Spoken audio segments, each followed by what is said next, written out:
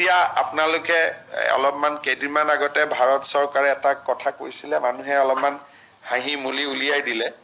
আমি ভাৰত চৰকাৰে কৈছে যে 50টা আমি ৰিজাৰ্ভিয়ৰ কৰাৰ কাৰণে আমাৰ ৱেটলেণ্ডবিলাকত, যেনেকে দীপৰ বিল যে গুড ৱেটলেণ্ড, তাতে আমি পানী ধৰি ৰাখিব পাৰোঁ।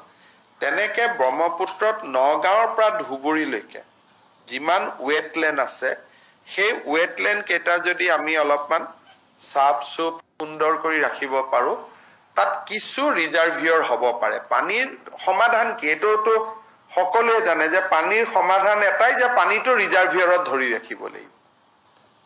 ইয়াৰ বানপানীৰ সমস্যাৰ সমাধানৰ চিম্পল ফৰ্মুলা, যেনেকৈ চাইনিজ বা সকলোৱে কৰিছে, যে পানীটো আহিব, পানীটো পুখুৰী বুলি ক'ব পাৰে, হ্ৰদ বুলিও ক'ব পাৰে। পুখুৰী বুলি ক'লে দুই এজনে হাঁহি দিব, হ্ৰদ বুলি ক'লে অলপ চিৰিয়াছলি ল'ব, যে হ্ৰদ বনাই আপুনি পানীটো ধৰি ৰাখিব লাগিব। তাৰ পিছত পানীটো কমিলে নদীলৈকে পানীটো পুনৰ এৰি দিব লাগিব। সমাধানটো এটা, ইয়াৰটো আৰু বেলেগ বিকল্প সমাধান একো নাই। গতিকে যেনেকে এতিয়া নদীত পানী আহিলে আমি প্ৰাকৃতিক চেনেল কেইটা দি, দীপৰ বিলটো এতিয়া আপোনালোকে দেখা পাব আমি পুৰা ভৰাই থৈছো পানী তাতে। আগতে দীপৰ বিলত পানী নাথাকে, আজি আপোনালোকে চালে দেখা পাব যিমান গুৱাহাটীলৈকে পানী আহিছে, মই আজি খনামুখলৈকেও গৈছিলো, মেক্সিমাম পানী আমি দীপৰ বিলত কনভাৰ্ট কৰাই দিছো বৰ্তমান, যাতে অলপ হলেও নলবাৰীত পানীটো কম যায়। তাৰমানে পানীৰ সমাধান এইটোৱে যে ডাঙৰ ডাঙৰ সাগৰ সদৃশ পুখুৰী কৰি আপুনি পানীটো ধৰি ৰাখিব লাগিব। তাতো কেতিয়াবা বিপদ, পুখুৰী কেইটাত যদি পানী অদ্ভুত পানী সোমাই যায়, সেই ৰিজাৰ্ভৰো ভাঙি যাব পাৰে কেতিয়াবা।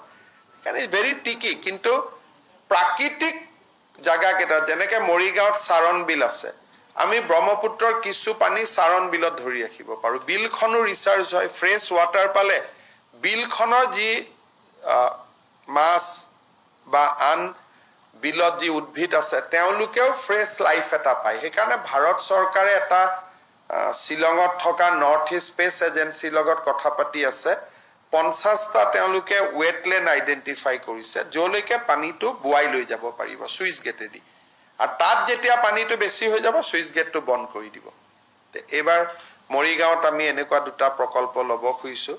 সেই বিষয়ে যোৱা কিছুদিন আগতে অমিত শ্বাহৰ অধ্যক্ষতাত হোৱা সেইটোকে তাত দিয়া হৈছিল। তেতিয়া আমাৰ মানে হাঁহি দিলা, পুখুৰী দি পানী ধৰি ৰাখিব, মানে বুজাব পৰা নাই কাৰণে কথাটো এনেকুৱা। আজি আপোনালোকে চাওক, দীপৰ বিলখন একদম ভৰ্তি হৈ আছে, কাৰণ আমি পানীটো দীপৰ বিলত আনি আছো। আৰু যেতিয়াই ব্ৰহ্মপুত্ৰত পানীটো কমি যাব, দীপৰ বিলৰ পৰা এৰি দিম। দীপৰ বিলৰ দৰে জলাশয়বোৰত বানৰ পানী কিছু পৰিমাণে জমা ৰাখি ৰাজ্যক কিছু সকাহ দিয়াৰ কথা উল্লেখ কৰে মুখ্যমন্ত্ৰী ডক্টৰ হিমন্ত বিশ্ব শৰ্মাই। লগতে তেওঁ অমিত শ্বাহে 50টা পুখুৰী খান্দিবলৈ কোৱা কথাটো বহুতে ভুলকৈ প্ৰচাৰ কৰিছে বুলি মন্তব্য কৰে। নিউজ ডেস্ক ৰিপৰ্ট, দৈনিক অসম।